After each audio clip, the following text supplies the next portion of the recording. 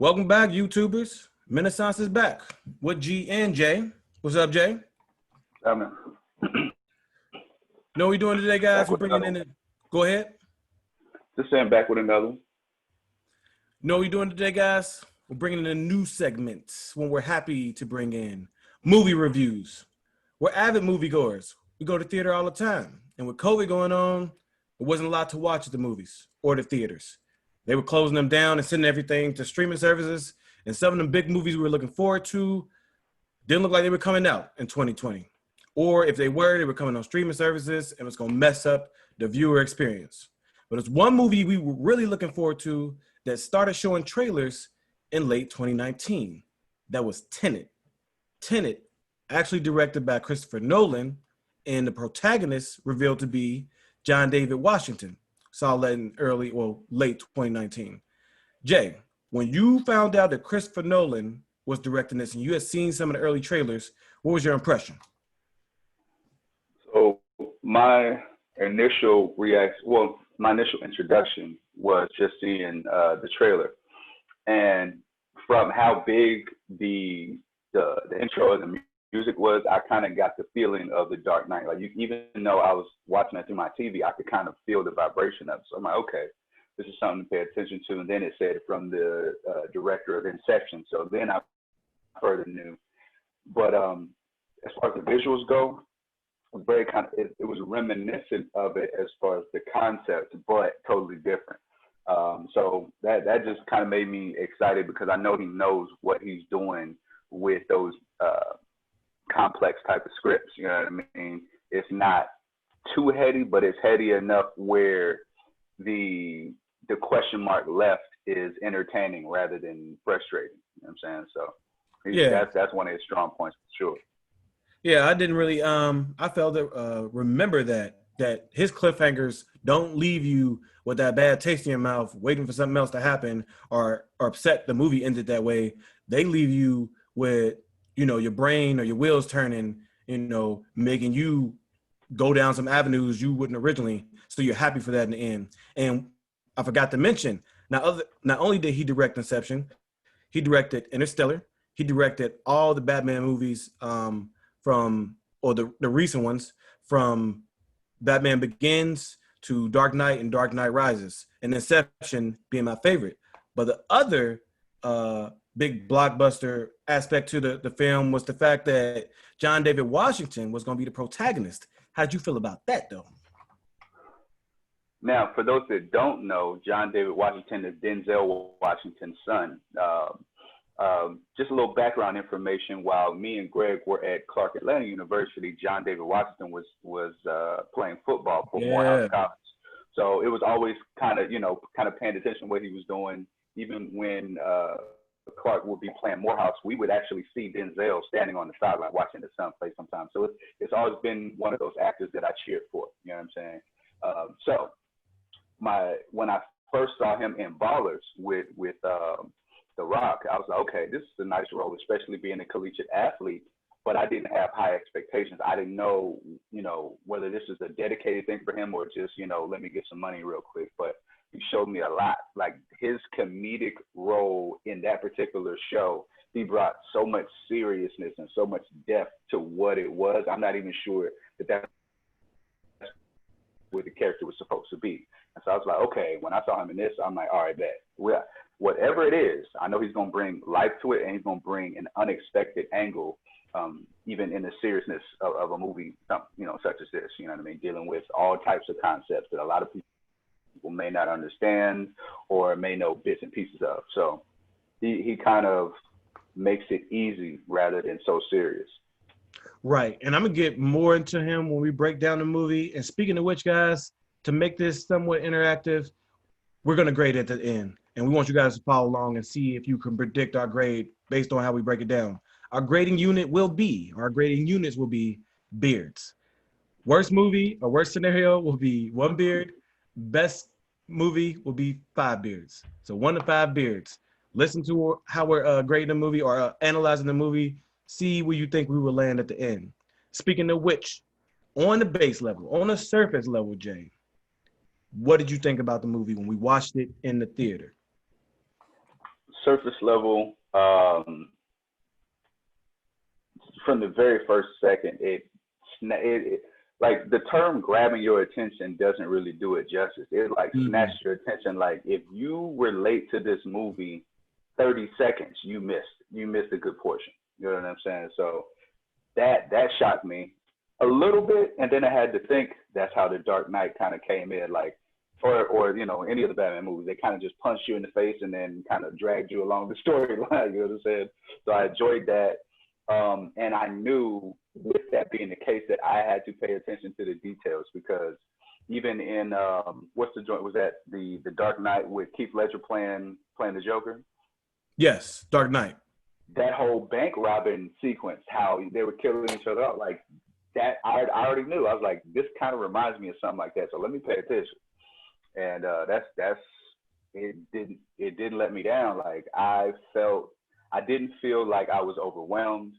I didn't feel like there was a lull. I didn't feel like other people wouldn't get it. I just was kind of like, okay, let me put this little bit of information I don't get right now that's gonna be, you know, important. Let me put it over here. Let me put this over here. It may come back, it may not. If I forget it, whatever. But this is something significant. So it was a good watch. Definitely a good watch. Suspenseful, action-packed, great supporting actors. I mean, you had Robert Pattinson that did his thing. Kenneth Branagh that played, what's that? Andrei Sator, the Russian dude, not Russian, but just a lot of great cast members. Shot really well. It kind of reminds you a little bit of as far as the lighting goes, it's just kind of like a mixture of like a Bond movie or like the Dark Knight Rises. Like it's dark, but it's still well lit and gives everything kind of either some warmth or you know, a cold feel to it. So he's definitely skilled at that aspect. Right, and I'm glad that you mentioned lighting or the lack thereof lighting, setting the mood, but still giving you enough of the visuals to still be excited and know a lot about the scene. That's what I like about Christopher Nolan. He has done some work on movies that transitioned to another director, Zack Snyder, who took on some of the DC movies afterwards. But one thing they have in common is their knack for displaying action or bringing you into an action scene, immersing you in the action scene. And you mentioned the very beginning, like the first 30 minutes or first 20 minutes. If you miss that part, you're missing a significant part of the movie, but you're also missing a significant part of the way Nolan likes to display action. He brings you into it. You usually follow someone through the scene. If it's a building blowing up, you might see the person running down the stairs, jumping over the balcony. You see a flame coming from behind the person to give you the impression that, you know, you are in danger. So your heart starts to beat early in this movie. You start to get excited and you start wondering about things as if you are the person in the room going through carrying out those actions. So the points you made, I'm right there with you. It got me right away, and I was happy. I felt like we were already off to a good start. And then going through the movie with the different characters, especially John David Washington, I got the sense that it was a spy movie and an action movie, like a Bond movie was, but we didn't see how smooth the Black protagonist would be in these situations. So when we even saw the trailer in 2019, that's what I was looking forward to. So seeing John do that, it gave me a lot of hope in seeing maybe a Black person in that, you know, in that role, if someone else directs a Black person in a Bond movie, or if we just get a whole new series with a Black lead.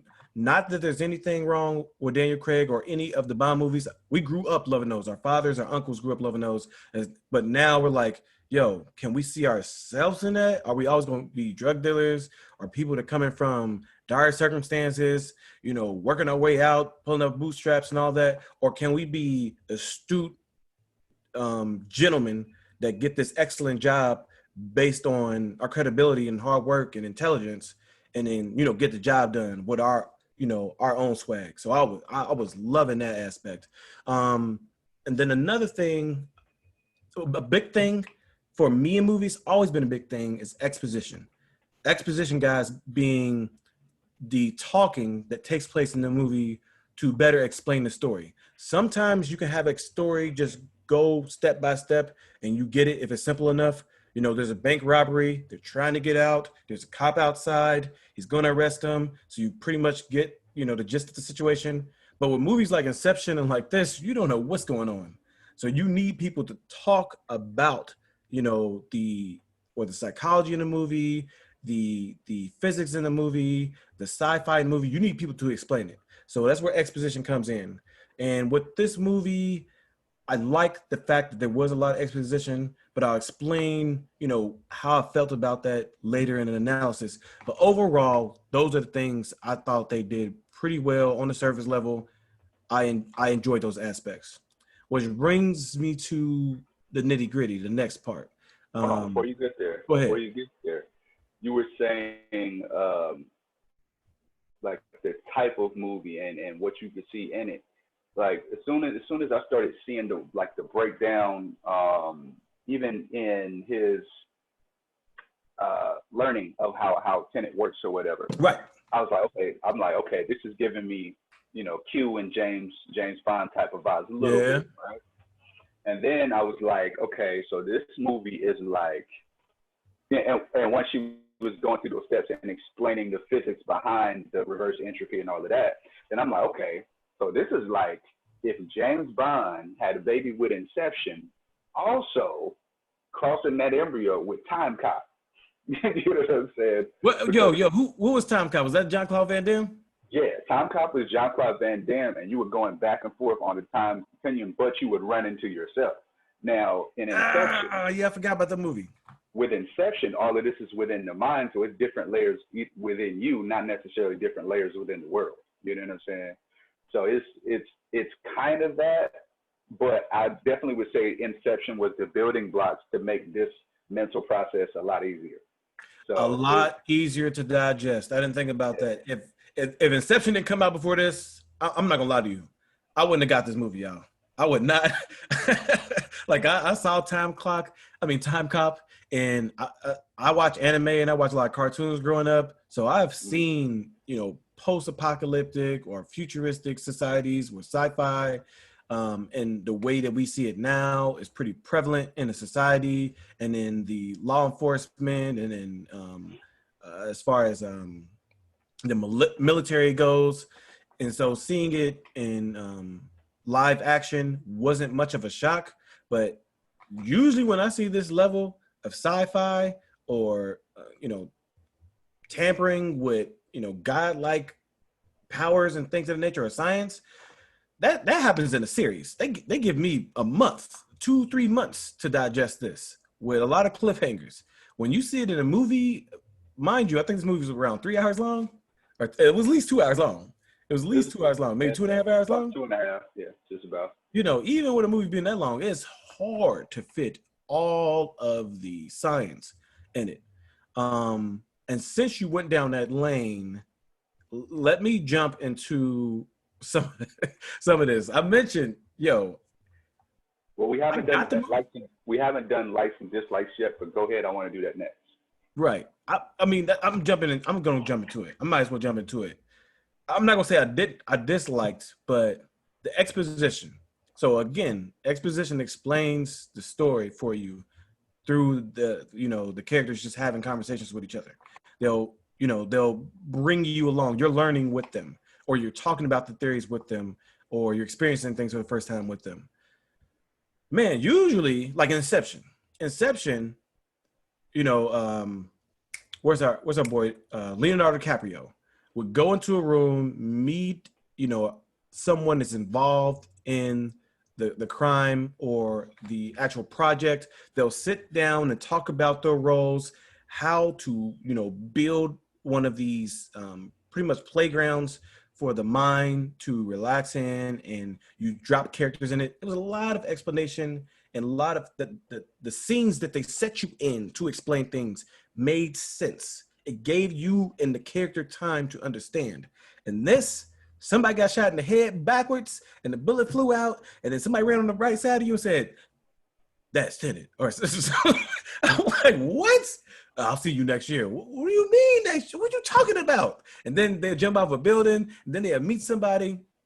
I felt the exposition was so fast that even myself, someone that's all in the sci-fi, took me time to analyze what they were talking about. I understood the gist of the time travel and why they needed to stop the antagonist, and somewhat why he was trying to save this woman. I understood, and I was more enthralled with the fact that they were executing it and that he would save the day in the end. That's the simple part. I got the simple part.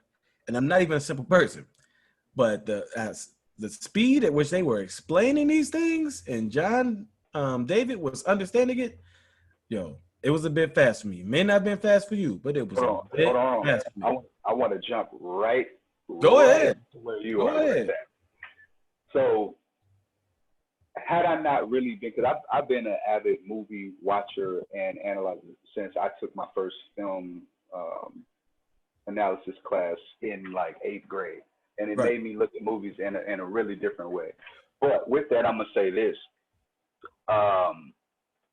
it was moving fast, but luckily, with a science background, being into biology or whatever, a lot of the physics terms weren't foreign to me. And even if I didn't get the whole picture, I still understood a piece of it enough where I could go in that direction. You know what I mean? And I actually appreciated how they didn't waste time, because the more details in that type of stuff that somebody don't understand anyway, that's just them retaining more information they're not going to understand.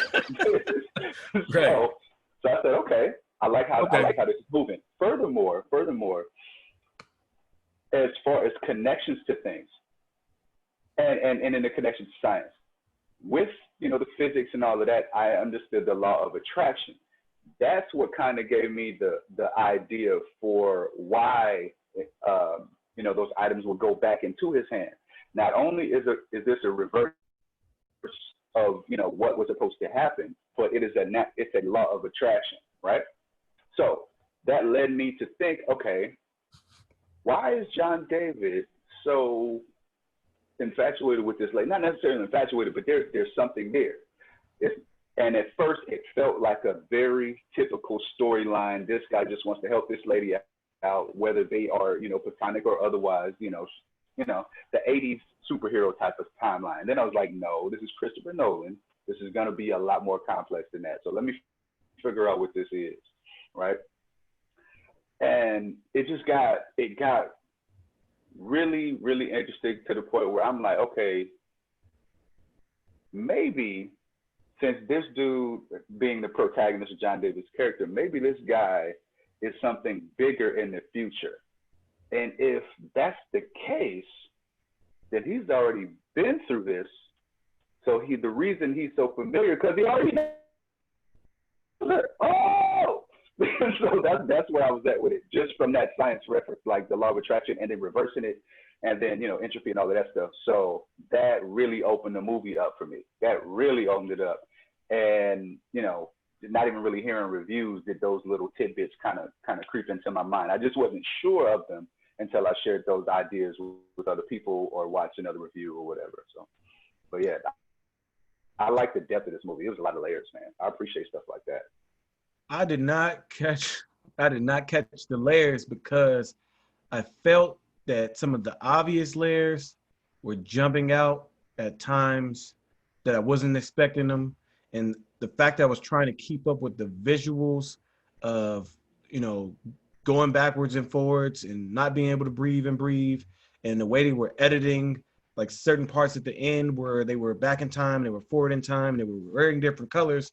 I was so busy trying to keep up with that visually because it was that exciting, it was that appealing and interesting, the actual action, that when certain Easter eggs would pop up or some of the obvious, I guess, not plot holes, but just parts of the plot that would bring the story together. When those things came about, I saw a woman dive off a boat.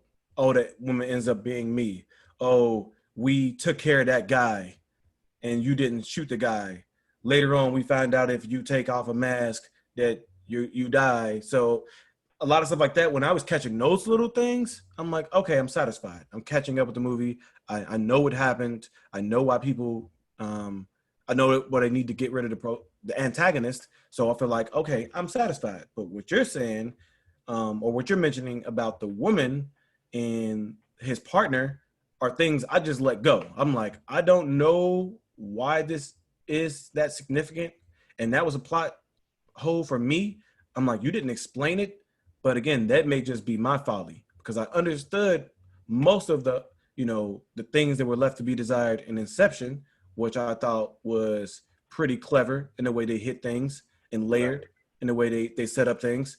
But this, like you said, and as I'm hearing it more out loud, is a lot more layered than I thought. Why are you this interested in this woman if you didn't have some law of attraction of already beaten this person? Now we're talking about past lives. Now we're talking about reincarnation. Now we're talking about a whole bunch of stuff. There's a whole bunch of different theories that are embedded in just time travel that you normally wouldn't think about in time travel.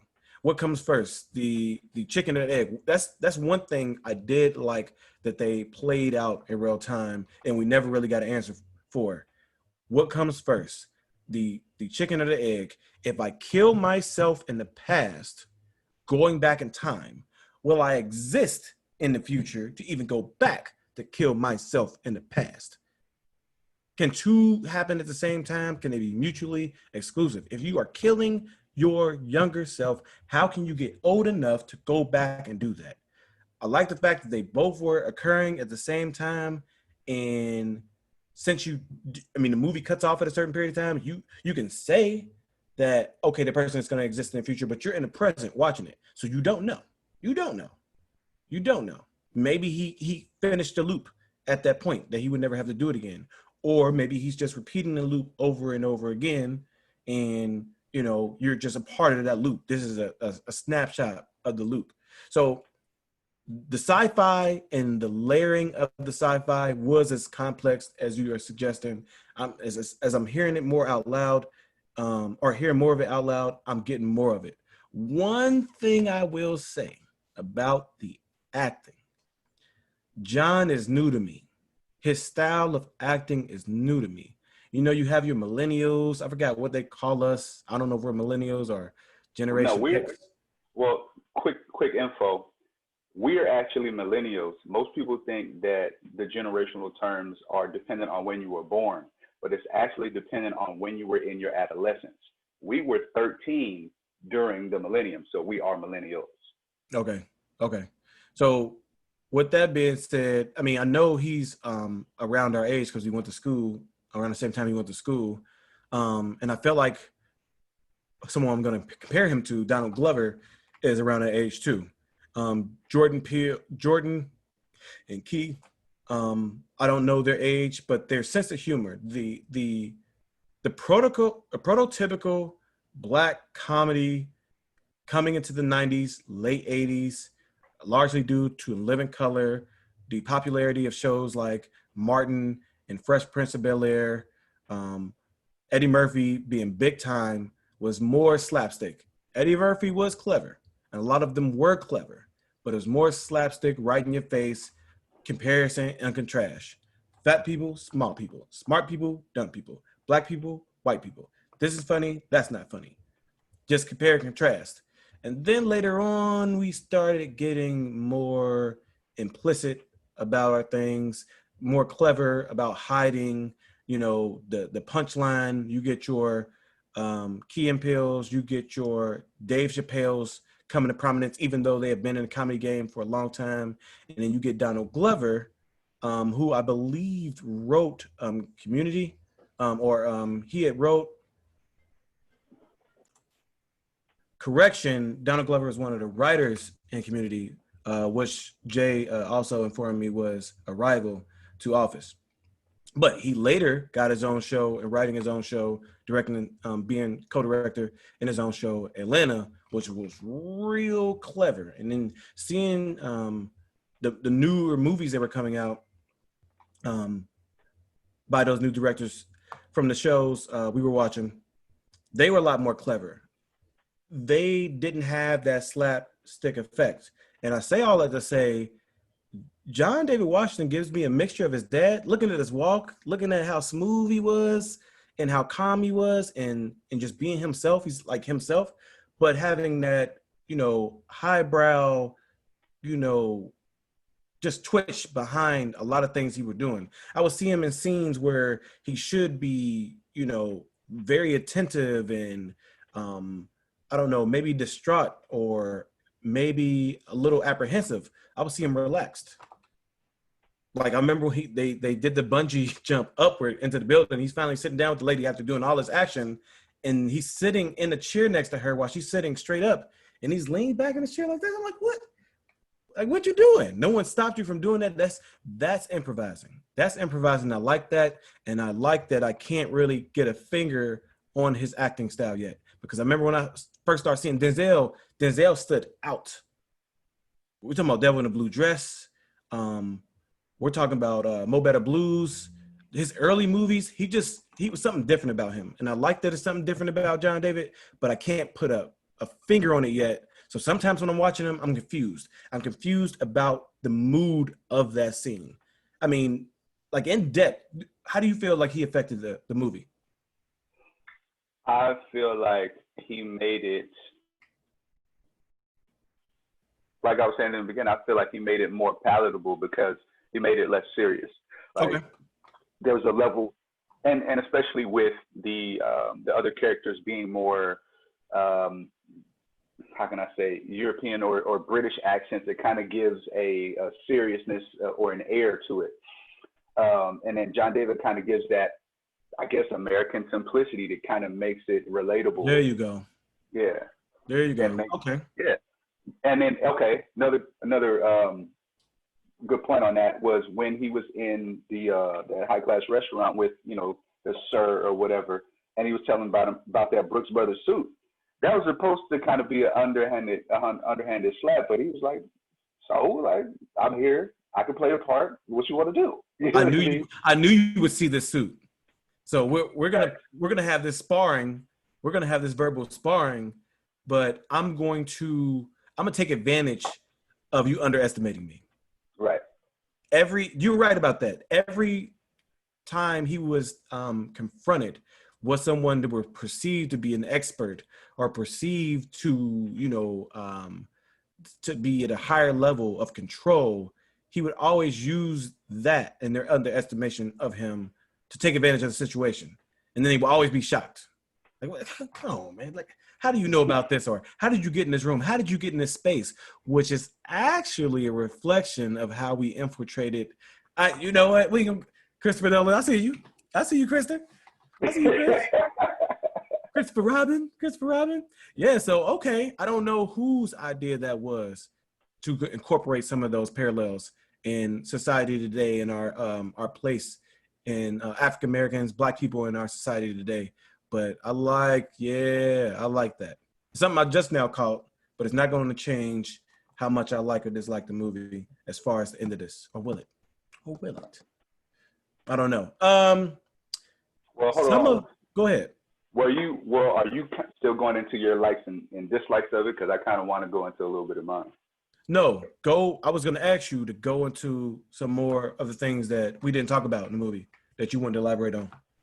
So, and then some of the reason, my main one, and then I'll give you some of the reasoning behind it. So my main issue, but it's kind of a murky issue, is the mastering of the sound. I was like, okay, in other movies it's been loud, but it hasn't necessarily been distracting. In this movie, the decibels and the vibration of scenes that didn't necessarily even need to be that loud was a bit distracting. But now I understand why, understanding how he shot the movie and what he fought for as far as it being screened. So a good movie to contrast that will be, The Dark Knight. Huge music, but it was scaled and mastered where it was smooth. It wasn't distracting. You barely even heard it, but it fed the mood. In this one, it was meant to be disorienting, a panicking type of sound. But from a Christopher Nolan's perspective, he was really fighting for this movie to be in theaters and not on TV. Streaming With that, services. right. With that said, a creative or an artist would pump said product full of those things that it is impossible to get at home. So he Right. cranked that joint up. You know what I'm saying? And he also said that him mastering those levels of sounds isn't as important to him. He wants you to feel what it is, interpret it later. And so I was like, okay, that I can appreciate something if you did it on purpose, but that if that was just an oversight, then it's an issue. So Right. it was kind of an issue, but kind of not. And No, then that, that is my only like slash dislike. Outside of that, it was really, I was kind of upset that they didn't have time to go into the other timelines because Andre's character, his line would have been crazy because they showed you when he was a child going through the nuclear sites and how he flipped that and became a boss and then went to this time period and then figured out how to master the reverse tenet and you know what I'm saying? just seeing how Tenet technology was developed to begin with would have been nice. Yeah, and because he came up with those turnstiles, that was his shit. Right. So it was just man, it was. I was impressed by that, and then the woman, what was her name? Kat, like her timeline, what she develops into her growth, and her not even recognizing herself. You know what I'm saying? Also, Neil, who is Neil? What is his significance? And I also understand going into Christopher Nolan films that there is no character, not one, that is insignificant. Right. Not one. Everyone Right. plays a role, and one that you keep seeing, but it's oversimplistic in their presentation. You need to know there's something big coming. Even Neil's name has significance in reference to Greek mythology and a whole bunch, and his last name and a whole bunch of stuff. So his character's full name in the movie, the last part of his name, if you reverse it, it spells Neil. So everything about this movie, there's so many different levels to it. It's been a pleasure breaking it down because it's been those moments of awakening. You know what I'm saying? About every 30 seconds. Do you think now going back to Robert Pattinson, who's going to be the new Batman? I'm I don't say I'm excited. That's him. I thought it was dude from Neil is Robert Pattinson. I didn't know that. Yep. I didn't know he was the new Batman. I thought it was the other dude. Let me see. I think it's new Batman. Yep, that's Robert Pattinson. That's him. He got the hype for it. Coming from Twilight, you know what I'm saying? I wasn't that, excited or enticed to watch his performances, but that movie sold him short. The dude he's coming in well. The previews of Batman, I'm not gonna get into Batman too much. I can't wait till that comes out. But his trailer performances and that, the little snippets I got from that, and his slyness, his arrogance, his swagginess, I really bought into it. It really helped John David's performance, and I think they worked well together. So he can be a lead or he can be a supporting actor. So I liked a lot. I liked all the acting, and I just had my little trepidation about John's performance just because I don't know how to follow him yet. He's going to teach us how to follow him. He's going to have his own lane, and I appreciate that. Everyone else fell into your normal themes and movies except John David. But again, I think you showed me the lane on that. He is more of the American, rustic part of the movie. I'm not going to be all clean cut or polished and refined and stereotypical like you guys. I'm going to improvise like that's what we do here. And you're going to get that from me. You're going to get this laid back attitude, but we get the job done. And I can change up into any suit or attire you need me to. You want me to blow up a building? You want me to jump backwards? You want me to go backwards? You want me, be a sharpshooter? You want me to be a businessman? You want me to be a mogul? I can do all of that. I can be a connoisseur. That's what I'm doing. And again, that gives me hope about, us in these roles moving forward. Did you have any other dislike or like to explain before we went into our grades on this, which you can expand on too? Let's see. And again, you can expand on your grade. Okay.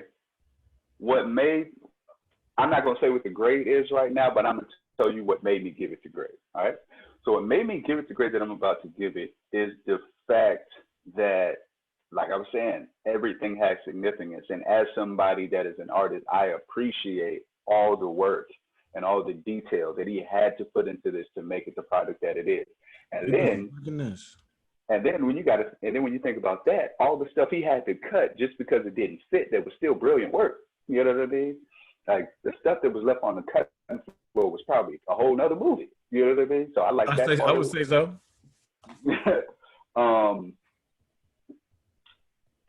Honestly, it was probably that the story stopped where it did, because like I want to see where he ended up at, and bigger spoiler alert. I mean, we've been spoiling all of this time anyway, but Neil is Kat's son, the child at the beginning of the movie at the school, the same kid that's on that boat.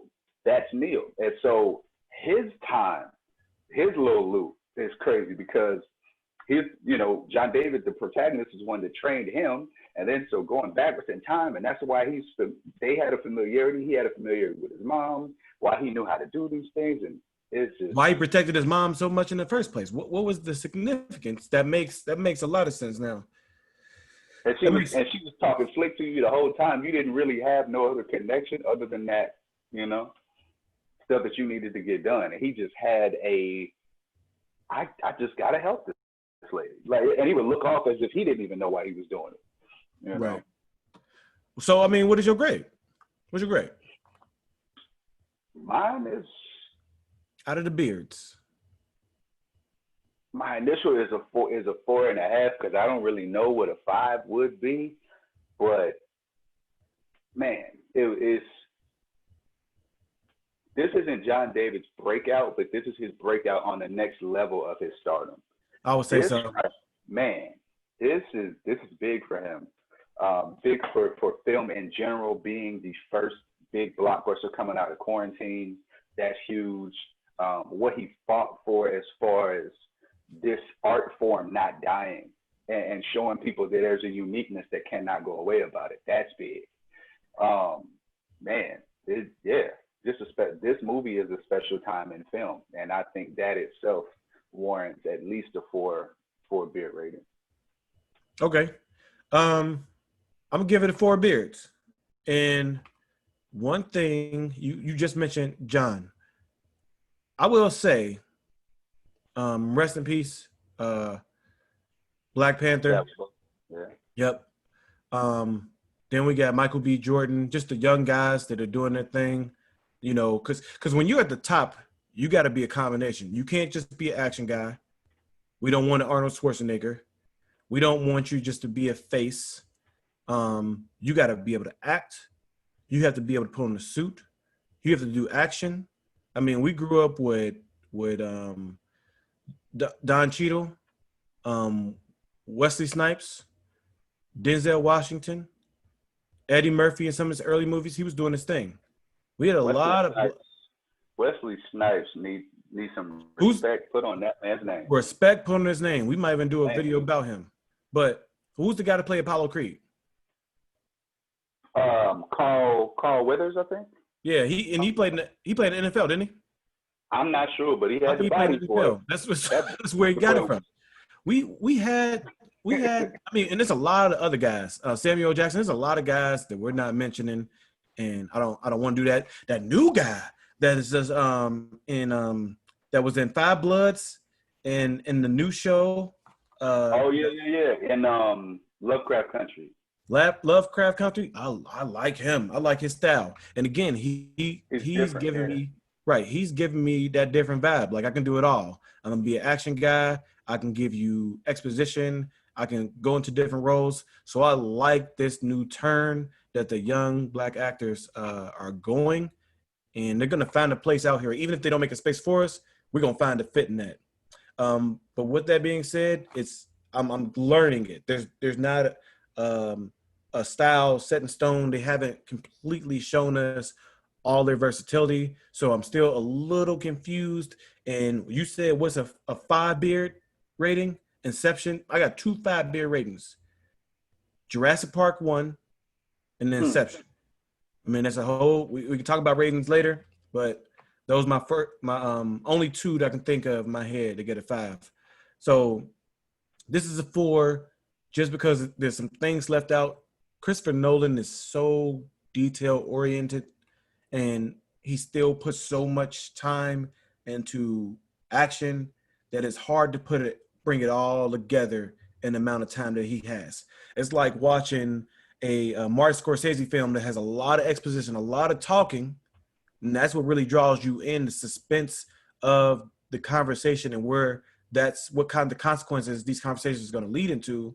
Same thing with Tarantino, but then you got this guy that's got action like an Arnold Schwarzenegger movie, like I mean, his action rivals movies like Fast and the Furious, or Transformers, or Terminator. So you got a guy bringing exposition and action together, and composition as far as cinematography together, all in one timeline. That's hard to do unless the timeline already existed, like Batman, and then you can just fit certain pieces in there, and you can follow that timeline and keep everything coherent and get all the ideas out that you need to in one movie. When you're coming from scratch and the people don't know about the history of the movie or don't know, background details, and you have to give that all to them, that's where there could be some plot holes. And now I get why people say I don't understand some of his films, because you don't have a background in this. You know biology. I did pretty good in physics, and I watched a lot of movies that talked about time travel. So I already understood the conversation about the chicken and the egg. I already understood. I've seen so many action movies that I already know, the steps that a protagonist has to go through to, save the day. So all those things fit together with everything else being really good, and there just being some missing pieces. I give it 4 beards.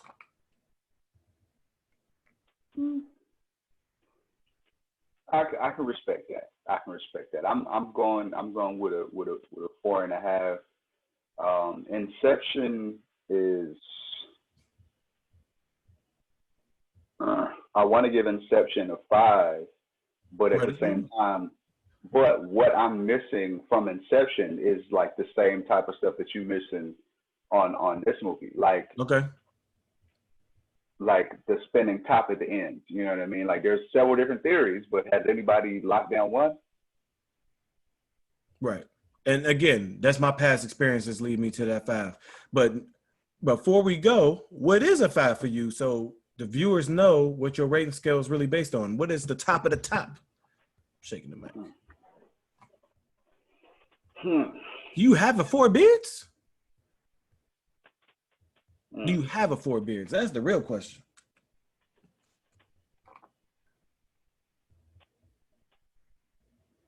This dude ain't got no 4 beards. But no, you mean 5? 5 beards. This dude ain't got no 5 beards. You got a 5 beards? I'm trying to think. Absolute cinematic perfection.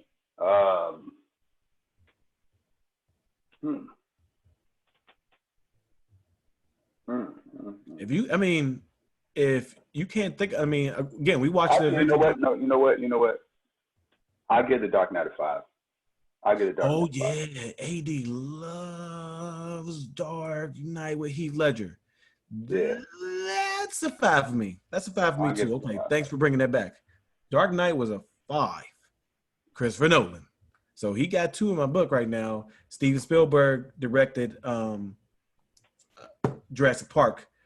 Some people would say Star Wars is a 5 as well. There's some legendary dudes out there. Oh yeah. Yeah. And maybe we will review some old films as well, audience. But this is our movie review format. We hope that you like these, because we're going to start to do these every time a big movie comes out, along with other content.